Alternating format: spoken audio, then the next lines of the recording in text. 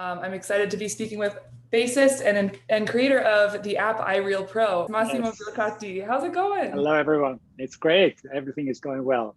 Good. Glad Thank to you be so here. much. How's everything? Are you in New York City right now? I'm in the city. It's a nice and pleasant summer day, and things are starting to be more active in the city. There's shows that we can go to, and we can see our friends in person, which is nice. Yes. Yeah, it's been so amazing. Have you had like more gigs come back and everything? Yeah, a few gigs with audience finally, which is so different to play for a live audience. It makes a huge difference. Oh, totally. There's nothing like it. Yeah, exactly. And you have an album coming out like this Friday, isn't that right? This Friday, yes. That's so cool. Could we hear a little bit about it? It's called Momenta. It's coming out Momenta, yeah. Friday the 30th. Could you tell us Yes. about the band, about the compositions, what to expect? So I came up with this idea shortly before the pandemic to go in the studio kind of old school in a way, where I would bring composition and arrangement that were not too complicated, and I would not rehearse, and just let the musician deal with the material in the moment. Like when you read about Miles's band and stuff, they would just go in the studio many times and work the material out in the studio. And so I wanted to play with that idea. And so I started right before the pandemic to record, and then I did a couple more during the pandemic. And then I extracted a few of the best tunes and mixed them all together. Try to, even though they're with different bands, I try to find a commonalities and something to hold the project together. And I made the record Momenta. So there's 3 bands, if I can remember all of the personnel. The first one was with drummer Kendrick Scott, Kevin Hayes on piano, and Phil Dizak on the trumpet. And then I did another session with Rodney Green on drums, John Ellis on saxophone, and Mike Moreno on guitar. And the third band was with Lex Corton on piano, and who was playing? Lex Corton and Jalil Shaw on the saxophone, and Clarence Penn on drums. So, varied musician, but yeah. So it was a lot of fun, and it's been mixed, mastered, and all ready to go. So that's so putting awesome. it out on my own label, coming out this Friday. Yes. That's awesome. And I've heard the single "Love Is Stronger Than Pride," and that's Yes. what that first band you mentioned. Yes, correct. So it's all original compositions. Well, this one is a Sade song. Oh, I didn't know that. That's so cool. Yeah. So I made a little arrangement. Nice. Made a little jazzy and add some interesting harmonies, and then but like I said, nothing too complicated. I wanted to keep things musically simple enough so that the musician could feel at ease and let their voice and spontaneity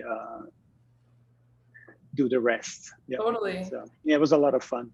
Is that kind of your preferred method of composing in general, or have you ever delved into more like detailed, very structured types of compositions? Yeah, I've done a lot of that, and that requires more rehearsal, obviously, or a band that you play with regularly.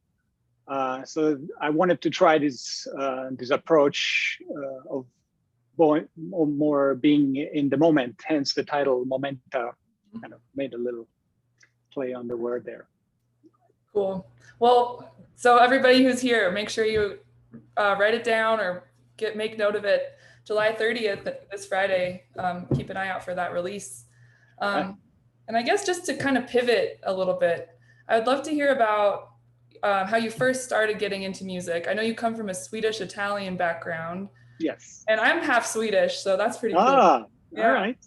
I'd love to hear about, your time growing up and how music kind of started to become central in your life and how you got into bass playing as well. Okay. So I was born in Sweden, but I grew up, I spent more years growing up in Italy in my forming years. And I started playing the classical guitar as 10 years old, and then got into rock bands and electric guitar in my early teens. And then hanging out with other musicians. Somebody showed me this record of Pat Metheny, and I was like, wow, what is this? This is whole new sounds. And so I got into that. That was my way into jazz. And from there, just randomly buying other Pat Metheny record, I started hearing the sound of the acoustic bass, which didn't really appear much in rock music. And it was so fascinating hearing Charlie Hayden and Dave Holland. And so I started buying those records and then getting into older jazz. And then I went to see some live music, some live jazz, and I just went up to talk to the acoustic bass player, and he became my teacher. Yeah, I begged my father to to buy me an upright bass, and I was lucky. And yeah, I was around 16, 17, and then I started taking lessons and started playing acoustic bass like that. Yeah. Yeah, that's awesome. Does your Swedish or Italian upbringing or the musical traditions from those countries come through in your own music, would you say? I was always very much attracted by American and British rock, American music and British rock. Swedish folk music I learned about later.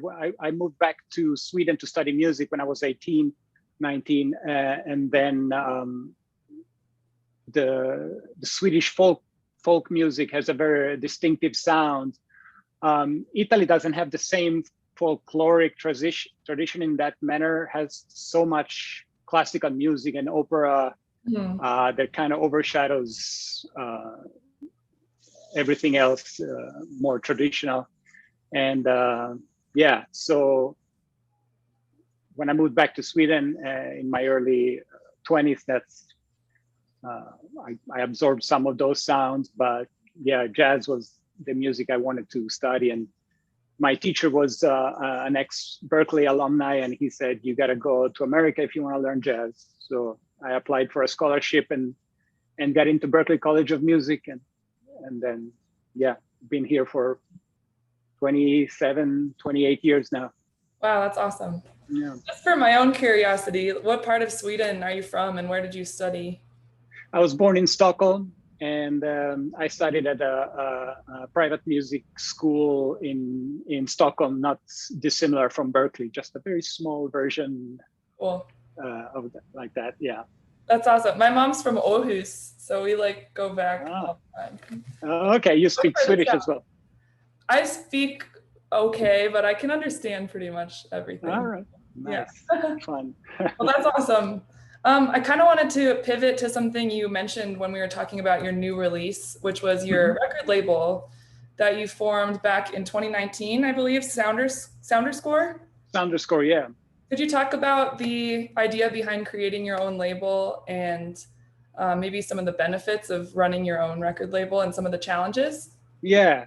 So I've been playing in a trio with Lionel Lueke, the guitar player, and Frank Nemeth, the drummer, for since we were in school 20 years ago. And we've done a bunch of records. Lionel got on Blue Note, and we did some recordings there. And then he moved to Europe, and now he's on a different label in France, and he's doing his solo project. But I wanted to keep playing, and so that was a way for me to organize a recording session. And if you want to make it happen, you make it happen. That kind of that simple idea of making it happen. And so that was the impetus to start my own label, so I could record the music I wanted with the musicians that I wanted.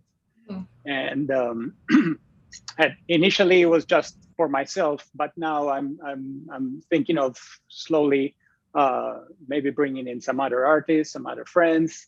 We'll see. It's a lot of work, and it's more of a passion project because there's really no money to be made with a record label. So it's yeah, for the love of the music and to be able to play and record with other musicians. Yeah, that's yeah, benefits. You have complete control of the whole process. You own the music.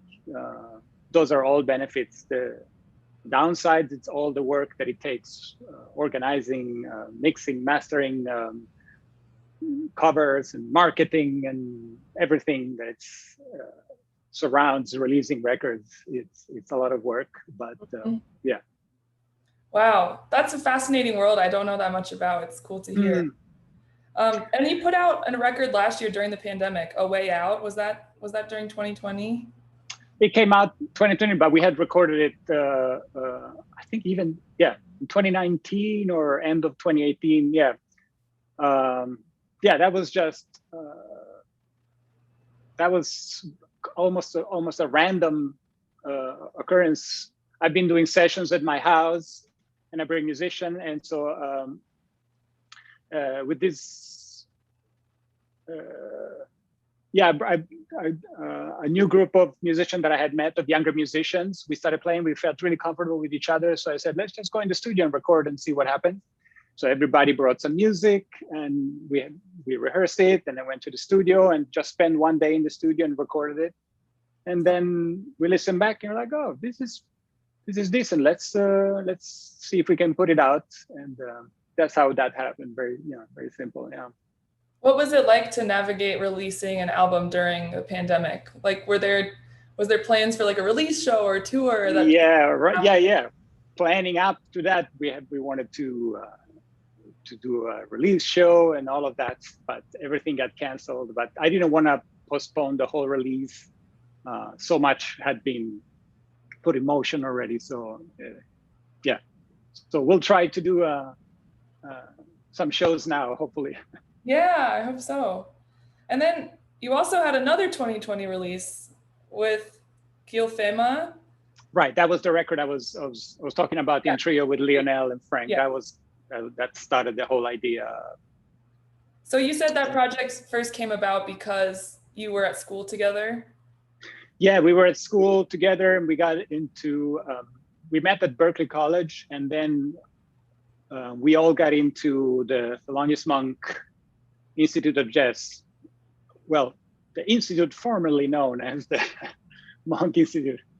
It's called the Herbie Hancock Institute of Jazz now. And yeah, so we were there in 2001 to 2003, the three of us plus Gretchen Parlato, Dana Stevens,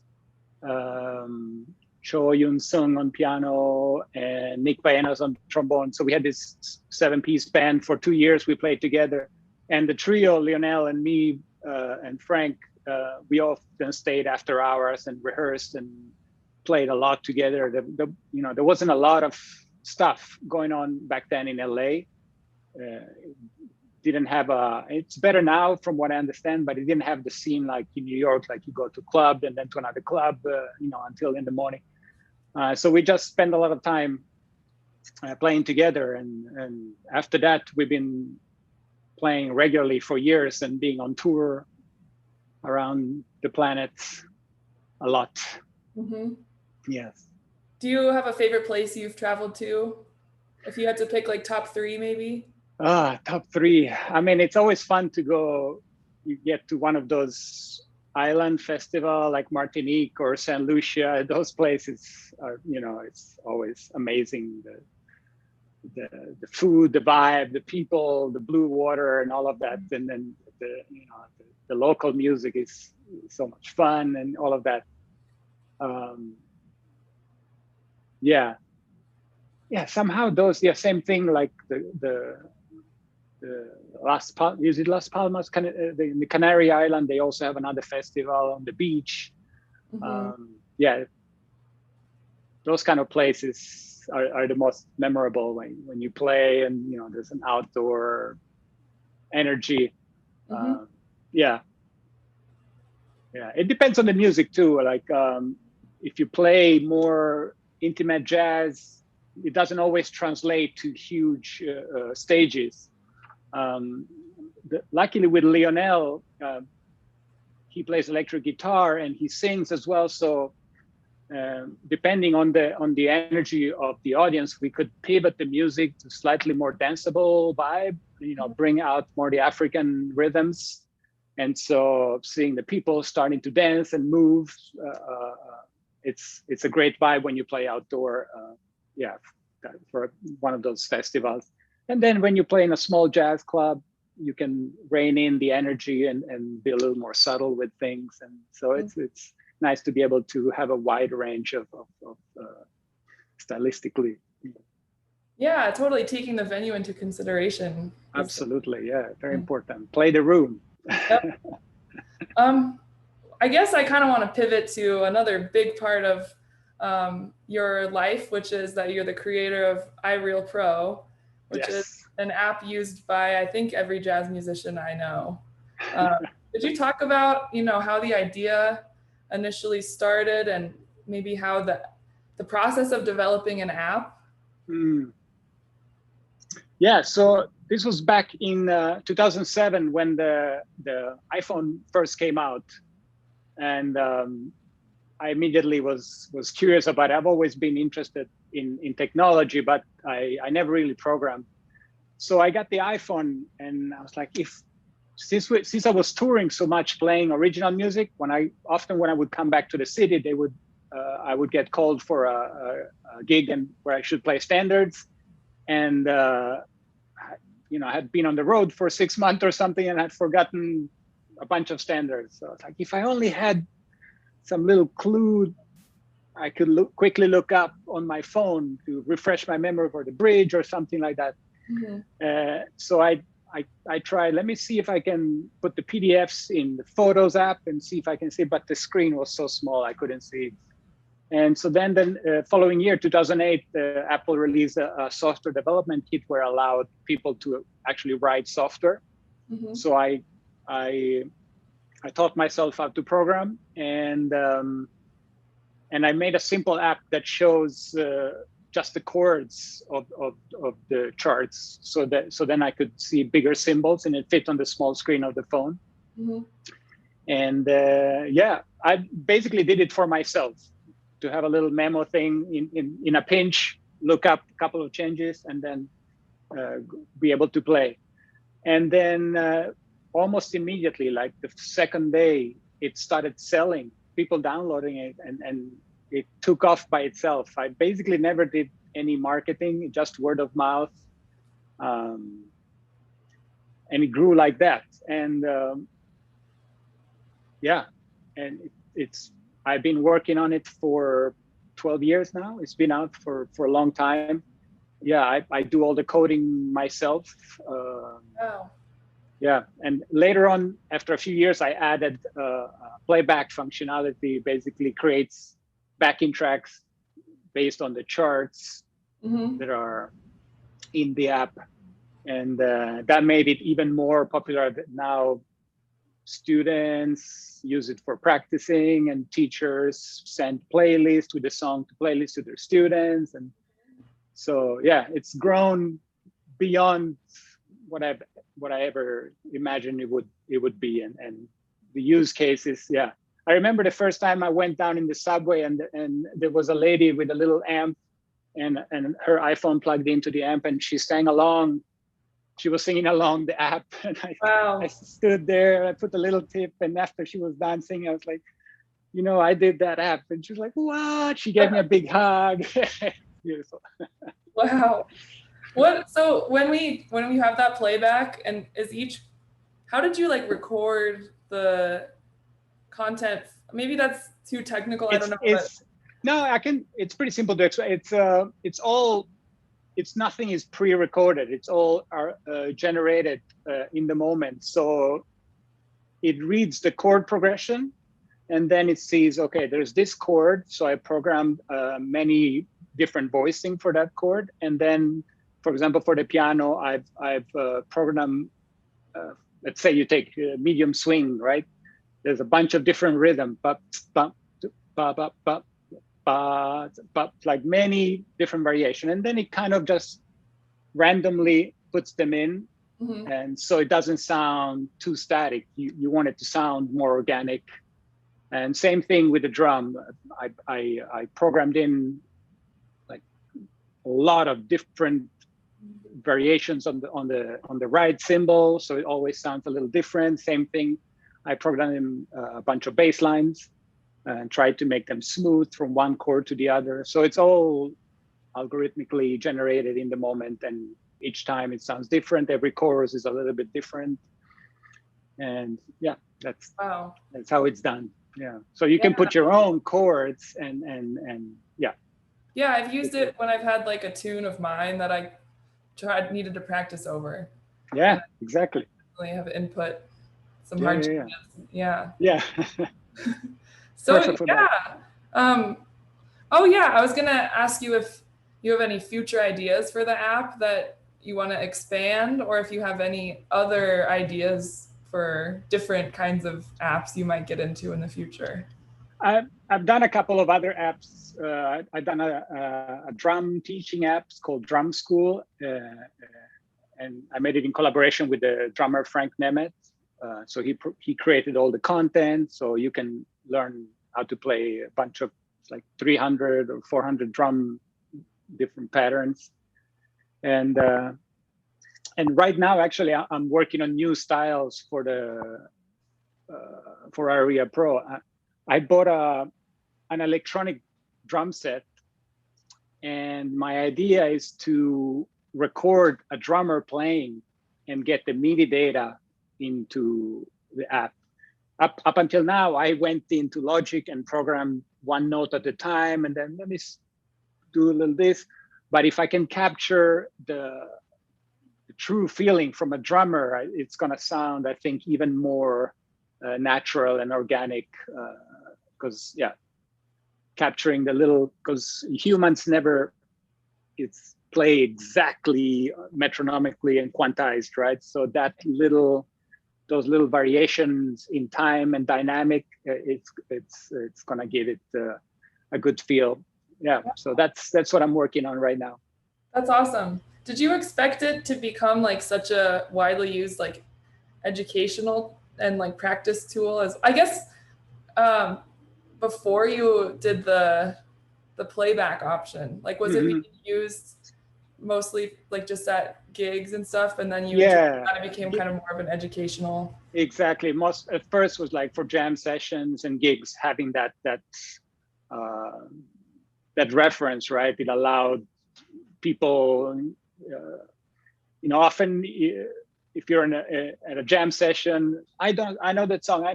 Oh, there's always one guy that might not know the song, and so now people could, okay, I'll read it, and the music could go on, allowed to for that. And then once I added the playback feature, that really opened up the educational part.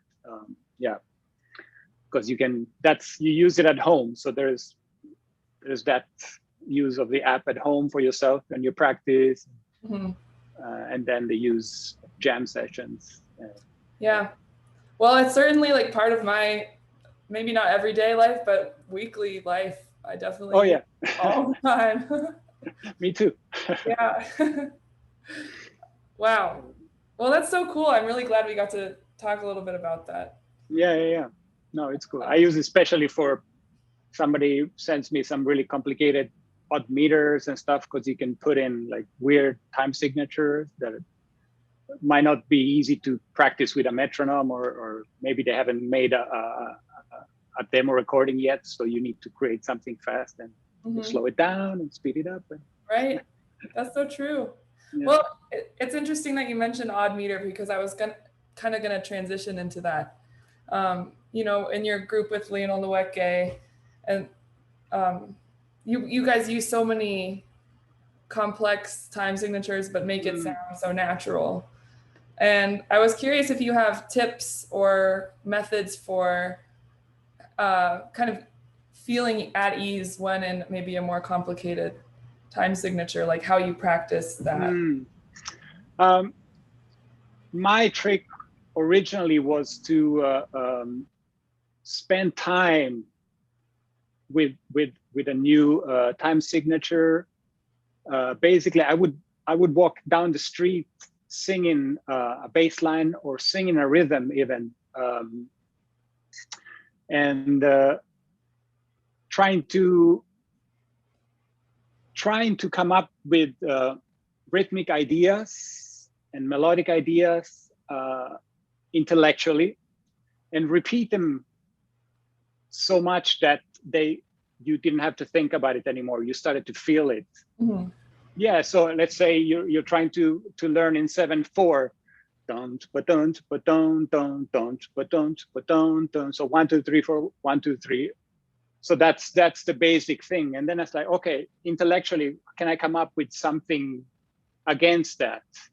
And so I would come up with a bass line and repeat it until it started becoming natural. And then you keep doing variations, and then you keep switching the variations, and you start creating a language on a specific time signature. And then you're able to improvise, play long notes, short notes on that time signature. And yeah, it just takes time. It's the same way that you learn a new scale. Let's say you practicing the altered scale on a dominant chord. At first, the notes sound strange, like, oh, this is not the major nice diatonic scale.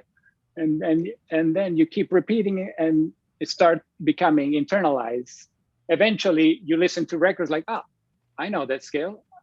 You start hearing the harmony, and the same way happens with rhythms and odd meters, and yeah. Mm-hmm. So yeah. Yeah, it's all about that's a generic explanation. Then you can always go deep more in the details, but that's kind of an overview. Yeah. Yeah, it's all about making it second nature. Yeah, and probably anything with music. Yeah, exactly. And there's nothing like time and repetition, and yeah, and playing it with other people.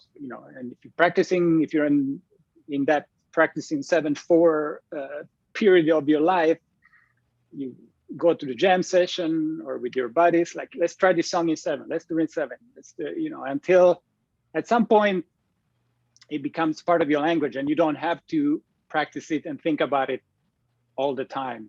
Mm-hmm.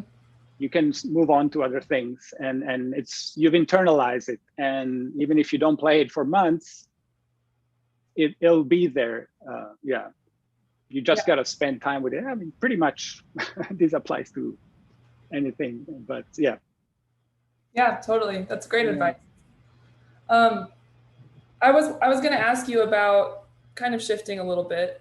You've put out music as a leader and also played a lot as a sideman. And I was curious if you could speak about what you think goes into being a good band leader, and maybe what makes not so good of a band leader, and then the same thing with a sideman. Maybe if you could talk about both perspectives. Oh, okay, yeah. So what makes a good band leader? Well, I'm not a great band leader. I haven't done it long enough, and I haven't toured, and I haven't done all of that. But I can speak more from the point of view of the sideman, what looks like a good band leader for me. Somebody who has a clear vision of what the music should sound like, but somebody with enough confidence to let the musician that have been hired be themselves. That to me always is the most enjoyable, making music with a band leader that has a clear vision of the music, has a strong musical personality and voice, but they're not over controlling oh, play this or play that note.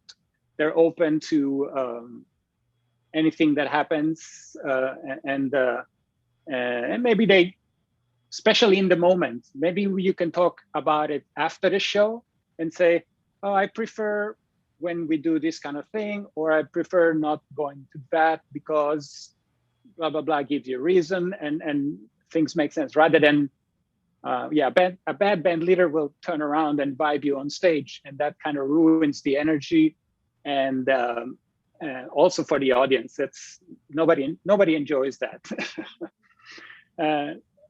So yeah, so that's one of the good qualities I look for and enjoy in a band leader, and I try to apply that in my band.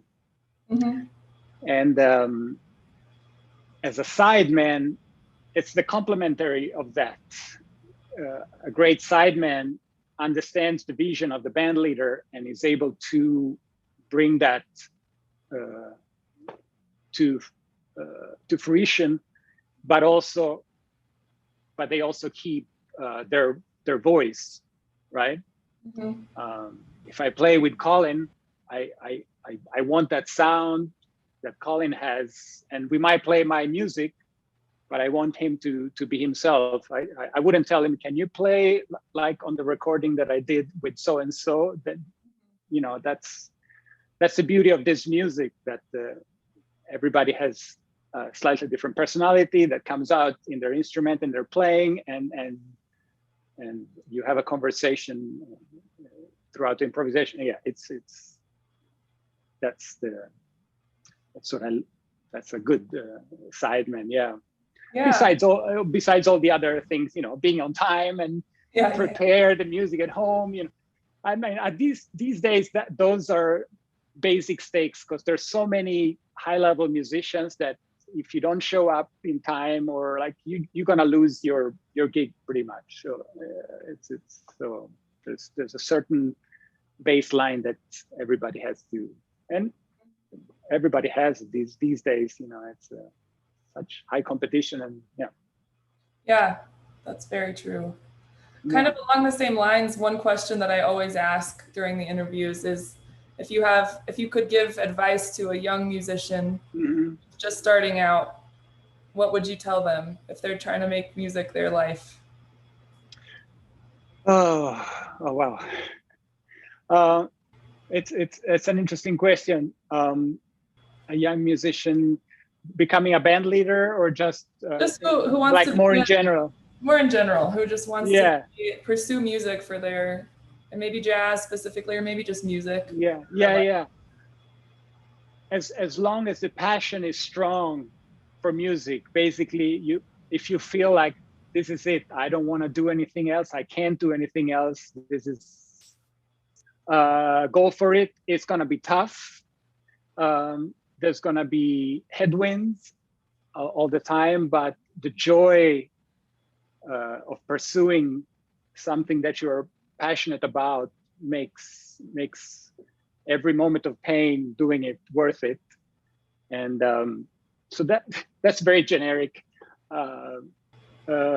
Play a lot with other people and create connections with other musicians. The people you connect with early in your career, they're gonna be along you in this journey of music for your whole life. So create good relationships, maintain them. Don't spend your whole day in the practice room. Nurture this relationship, because they're gonna enrich your music and your career, because you're gonna get work from that, but they're gonna enrich your music at a human level, because it's so important. The human connection with other musicians. Yeah, we just had a jazz camp. We just got back last week with Colorado Conservatory for the Jazz Arts, and that was such a big theme, was the humanness of jazz, and the connection between the people that is what makes it so special. Yes, absolutely. I think that's wonderful advice. Yeah. Well, to pivot totally into a different realm, you mentioned that you were at the Monk Institute, and I'd love to hear about your time there. and what you took away from that experience, other than like meeting longtime friends and all that, I guess. Yeah. Oh, it was incredible. We were very lucky to connect all of the guys and girls in the band. We connected very well. Maybe not at first. It uh, took a couple months, and you know, young people egos are big, and so it took a minute, and then we really gelled together and were able to make music, and it was fantastic because of that. The report was so good when we had all these amazing master guests like Dave Holland, Wayne Shorter, Herbie, um, Christian McBride, Schofield. Yeah, every every month we would have a different artist spend a whole week with us, coaching us. We would play their music; they would play with us. It was just an incredible experience. Yeah, it was fantastic.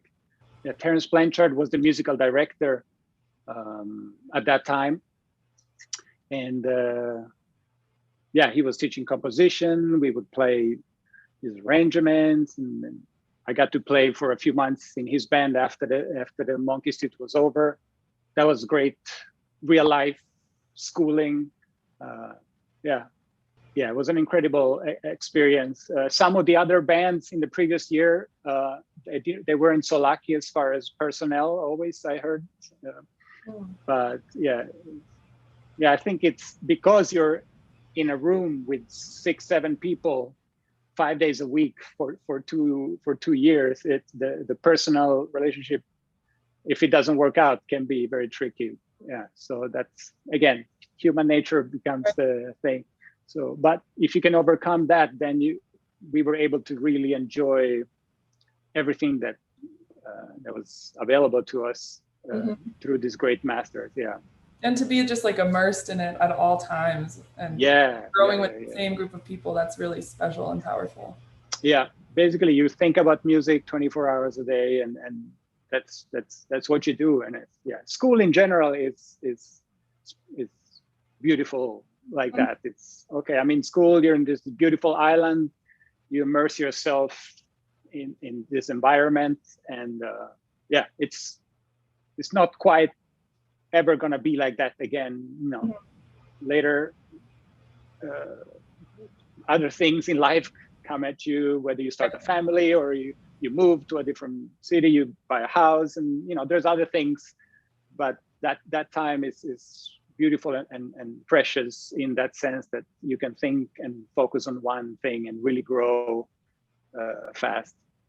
Yeah, and just to be immersed in music, like all day today. We just got back, like I said, from this camp where it's like 5 days of just like music and connection.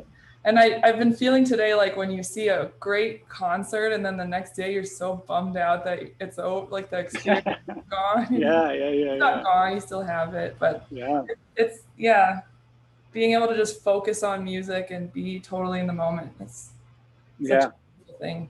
Yeah.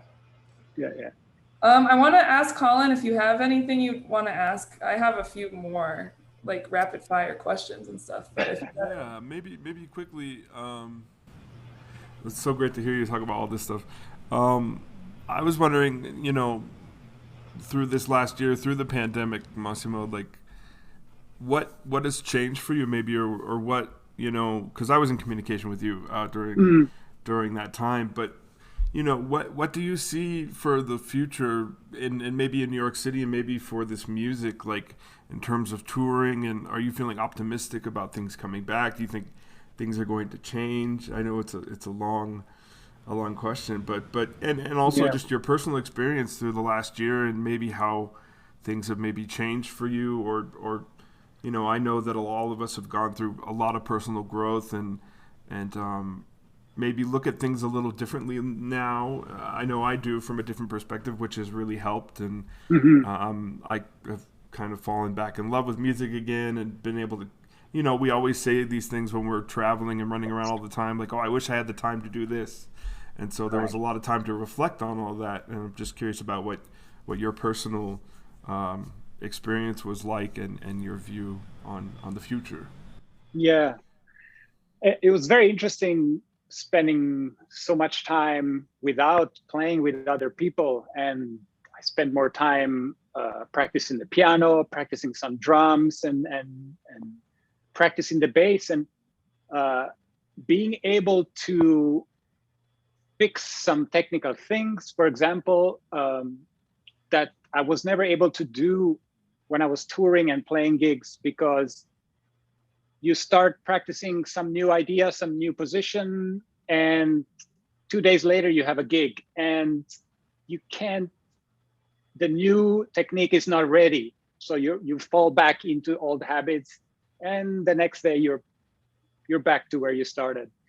And so that was a very positive thing for me. I was able to change some things and spend like 2 months practicing a thing, and it's like, okay, now this is part of my normal playing. So that was looking for positive things during this time. That was great.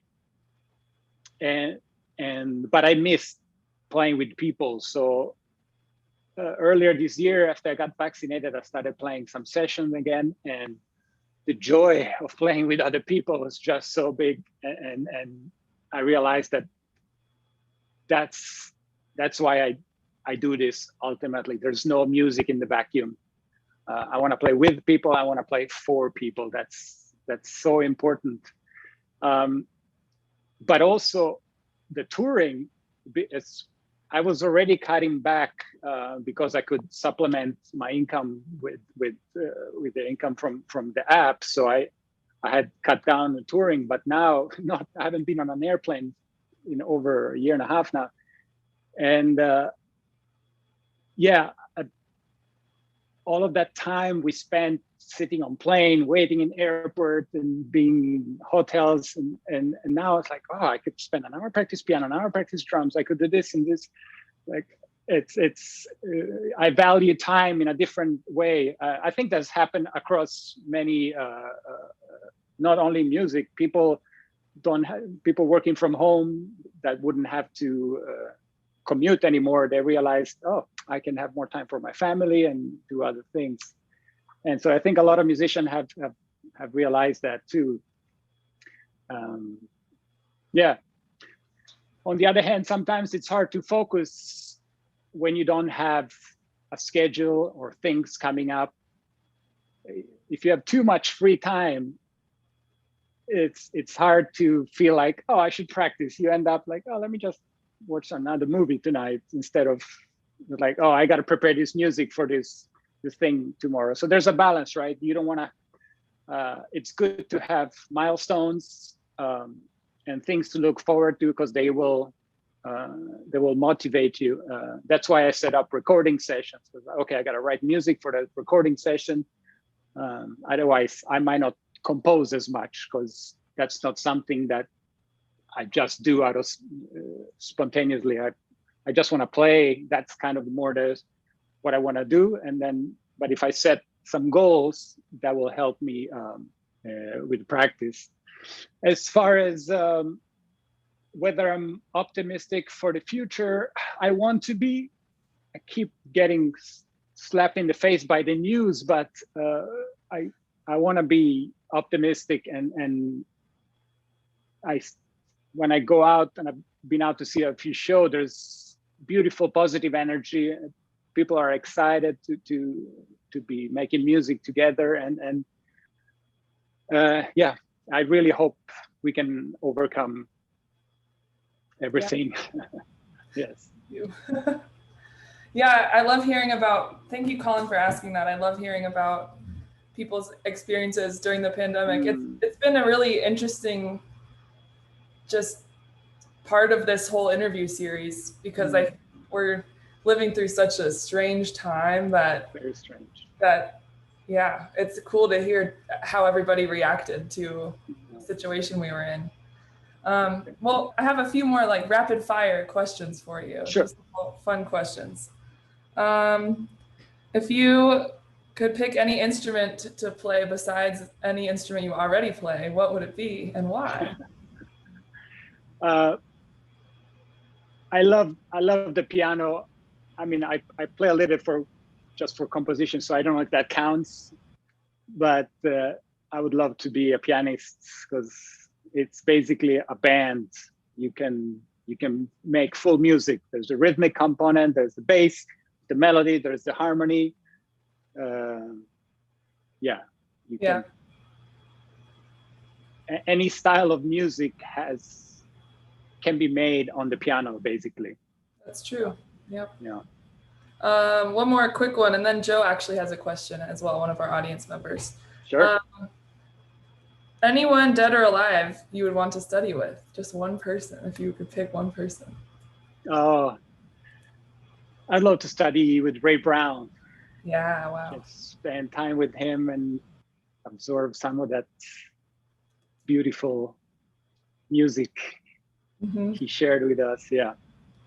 Absolutely. And Joe, if you'd like to ask your question, go ahead. Sure.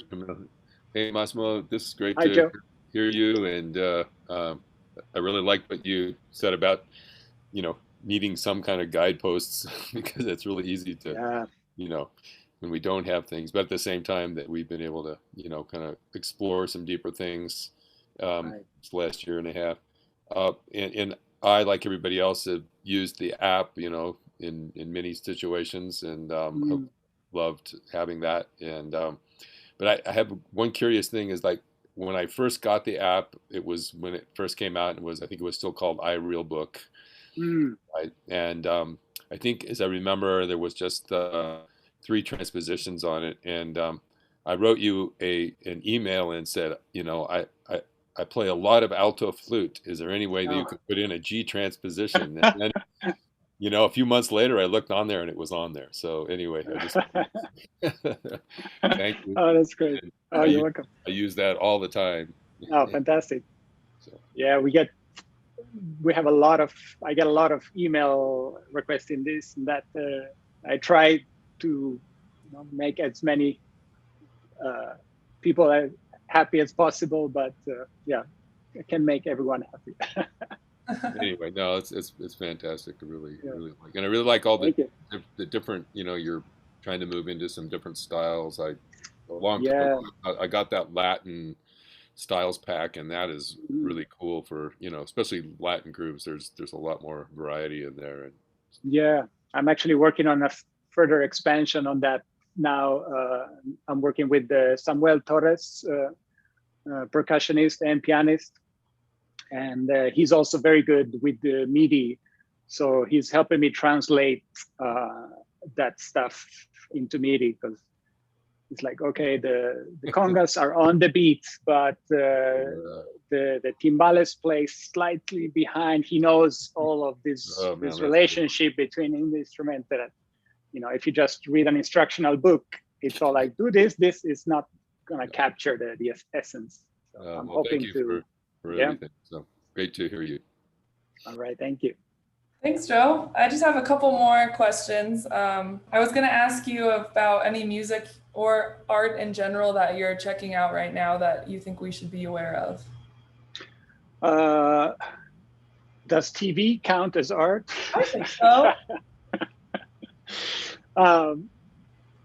I've been enjoying Ted Lasso. It's this TV show on Apple TV, and we've had many TV shows with anti-heroes like Breaking Bad and this kind of bad people, but we still root for them. And this has been so refreshing to watch Ted Lasso, where it's the hero is actually somebody who uses positivity and masculinity in a way that it's not in a negative sense, but it's able to inspire and it's a beautiful, inspiring show, and which I really needed during the pandemic, something positive. I had to change my watching habit because all the negative dark shows became too much. There was too much in the news and in real life that I needed something different. And as far as music, what have I been checking out lately? Let me see. I would say I've been listening to a lot of Weather Report. That's always old music. Yes, yeah. I try to stay up to date with my peers. I listen to their music to get inspired and to know where music is going at all times. Mm-hmm. But there's always the old favorites that, when you want to feel comfortable, and yeah.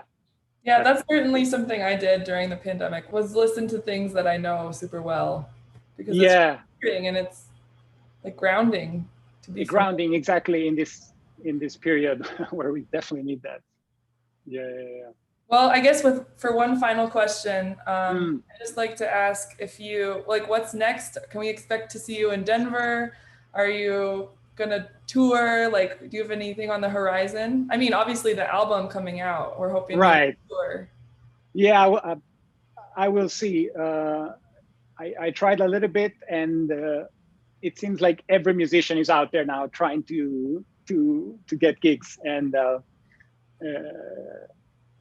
yeah, we'll see. I haven't planned a tour for this album.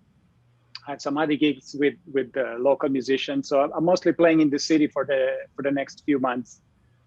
So we'll see. Hopefully, I get to come to play at Denver soon. Yeah, that would be awesome. Yeah. Well, it's been a couple of years. Yeah. Well, we hope to see you out here, and we're really looking forward to the release on Friday.